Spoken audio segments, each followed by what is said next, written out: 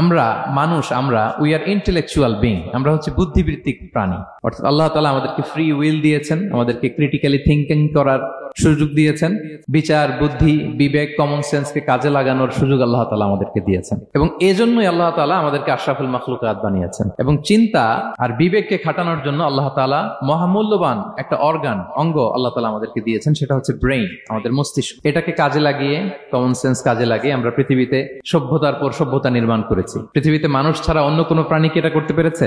এবং আপনি শুনলে অবাক হবেন, আমাদের এই যে ছোট্ট ব্রেইনটা, খুব বেশি না কিন্তু ওজন, একটা প্রাপ্তবয়স্ক মানুষের human brain on an average 3 pounds, মানে 1.5 কেজি। এই 1.5 কেজি ওজনের ব্রেইন দিয়ে আমরা পৃথিবীতে এই সভ্যতাগুলো বিনির্মাণ করেছি। আমাদের এই ব্রেইনের মেমোরি ক্যাপাসিটি, মেমোরি স্টোরেজ অনেক বেশি। বিজ্ঞানীরা গবেষণা করে ওনারা জানিয়েছেন যে আমাদের হিউম্যান ব্রেইনের মেমোরি হচ্ছে 2.5 পেটাবাইটস। আপনারা মেগাবাইটের নাম শুনেছেন, গিগাবাইটের নাম শুনেছেন, পেটাবাইট হয়তো অনেকে শুনেন না। পেটাবাইট আরো অনেক বেশি, অনেক বড়। তো 1 পেটাবাইটে হয় 1 মিলিয়ন গিগাবাইট। তার মানে আমার আর আপনার যে হিউম্যান ব্রেইন, এই ব্রেইনের ক্যাপাসিটি হচ্ছে 25 লক্ষ গিগাবাইট। সুবহানাল্লাহ, এত আসতে।